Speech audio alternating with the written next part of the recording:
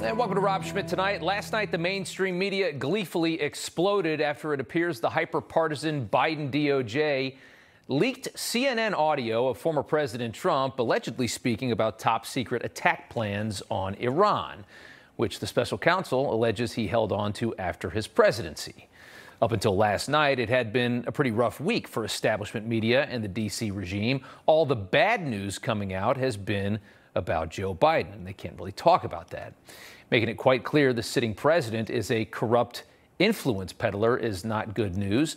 It's no longer just a Hunter Biden story, and the press hates that. The press initially covered the Biden whistleblower for literally about 45 seconds per network on average, just to salvage their reputation in this huge scandal. And then they quickly, as they always do, reverted back to protecting the establishment. The story went away very fast. Over the past week, the whistleblower's 200 pages of testimony have revealed some incredibly damning evidence of a full-blown Department of Justice scheme to cover up for a corrupt president, as Washington tried to oust Donald Trump in 2020 and return power to establishment elites. As uncompromised journalists slowly dug through this massive 14 hours of testimony, the story only got worse and worse. So the Department of Justice decided to change a very embarrassing news cycle for themselves and for the president that they prefer, and they leaked audio pertaining to the Trump classified documents case. Here's the worst of it from CNN. Well, with Milley, let me see that. I'll show you an example. He said that I wanted to attack Iran. Isn't it amazing? I have a big pile of papers. This thing just came up. Look. This was him. Wait a minute. Let's see here. Yeah. I just found, isn't that amazing? This totally wins my case, you know. Mm-hmm. Except it is like highly confidential, secret. This is secret information. But look at this. You attack, and Hillary would print that out all the time, you know. She'd send it to Anthony Weiner, the pervert. I was just saying, because we were talking about it, and you know, he said he wanted to attack Iran and what? These are the papers. This was done by the military, given to me. I think we can probably, right? I don't know. We'll have to see. Yeah, we'll have to try to figure out a See, as president, I could have declassified it. Now I can't, you know, but this is classified. So, yeah, there you have it right there. That's pretty much what it is. And while the left hyperventilates over Trump possibly showing off this top secret information, these forms, you hear a lot of paper rustling there, you notice that the audio actually showcases so much of the hypocrisy of their angst, the hypocrisy of this moment. Trump actually points out that Hillary's classified information ended up on disgraced New York Congressman Anthony Weiner's laptop. I don't recall the DOJ working to put Hillary Clinton in prison for the rest of her life. In fact, the DOJ bent over backwards to avoid any charges at all. And then we get into the realm of how and why that audio was leaked in the first place. Clearly to get the heat off Joe Biden and off the DOJ itself.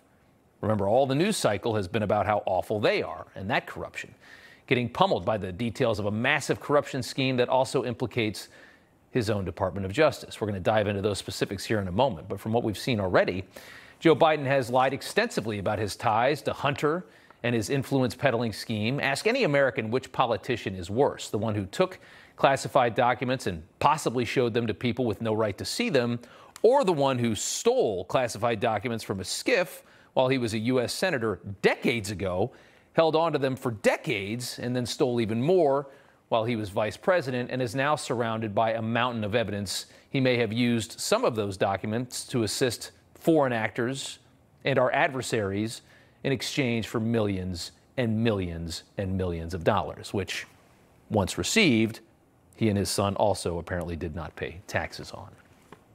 Kind of a no-brainer when you compare them, unless, of course, you watch the regime's media and accept the level of idiocy we saw displayed this morning on MSNBC as Joe Scarborough's wife tried to explain away the entire magnitude of the Biden scandal, which is, again, one of the biggest political corruption scandals we've ever seen unfolding right before our eyes.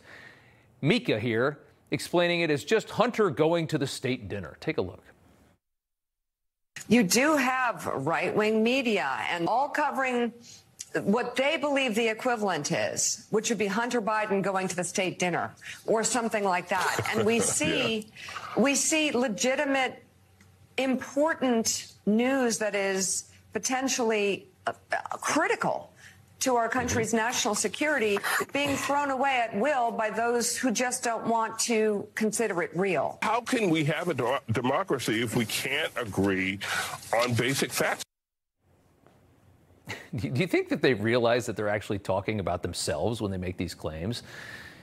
3 minutes ago, I literally played out the very worst of the CNN leaked Trump audio for you to hear. I didn't hide it from you. I just gave you the truth and then the honest perspective that nobody in Washington gives a damn about classified documents or who sees them until Donald Trump is alleged to have mishandled them. That's indisputable. The facts are all there. But we're not hiding from you the allegations against former President Trump. We don't do that.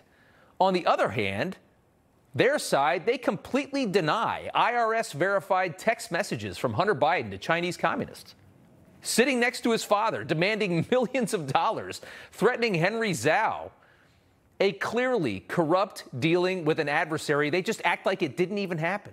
And we see the same activity happen in Ukraine, in Kazakhstan, and Romania. They brush it all off. They think you're that stupid, that you're just not going to figure out the real information. They think they have the power over you that they had 20 years ago when there was really no internet news and there were no other options besides their nonsense.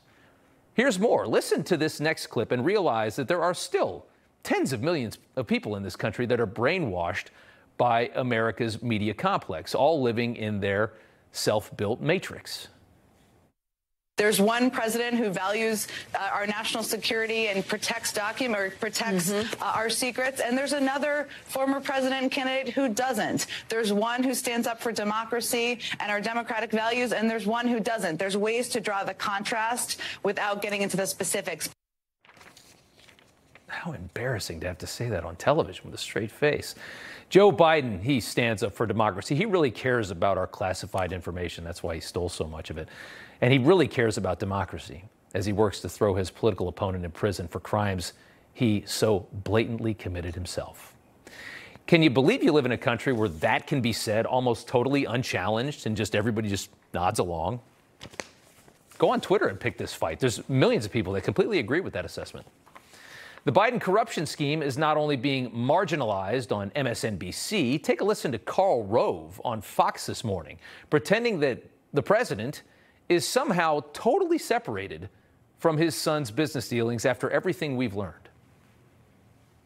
When Hunter Biden joined the Burisma board, it stunk. And the vice president of the United States, his father, was in charge of encouraging the Ukrainian government to crack down on corruption. And his own son was participating with a corrupt company in a corrupt act. And he should have had a conversation with him about it and said, what in the heck are you think you're doing? Get off of that board and stop trying to make money off of my name. The fact that he didn't have that conversation or refused to have that conversation says everything we need to know about all this. Karl Rove. What about the leaked phone call from the former president of Ukraine? Biden clearly uncomfortable as Poroshenko tells him he's fired the prosecutor that was investigating the company that was paying Joe Biden's son $1 million a year. What about the text messages? What about the Tony Bobulinski testimony that was on his network, that Joe Biden was directly involved in the big money China deals? Remember that from a couple years ago? We remember. Karl Rove sounds like another Republican who'd rather see Biden reelected than Trump. And there are many of them. And we're getting more evidence of the full-scale operation to hide the Biden family corruption, in addition to two whistleblowers who directly worked on the Hunter Biden tax and corruption case. Gary Shapley and the still unidentified self-described gay Democrat. Shapley has told Congress there are 6 other witnesses who can back up his claims. 6. Inside of the IRS. 6 others who lead prosecutor David Weiss told that the case against Hunter Biden was being obstructed from within the DOJ, that Weiss was truly not allowed to bring some of the most damaging charges against Hunter Biden regarding the money that Hunter made at Burisma in Ukraine. Imagine what the discovery in that case would have revealed if that went to trial.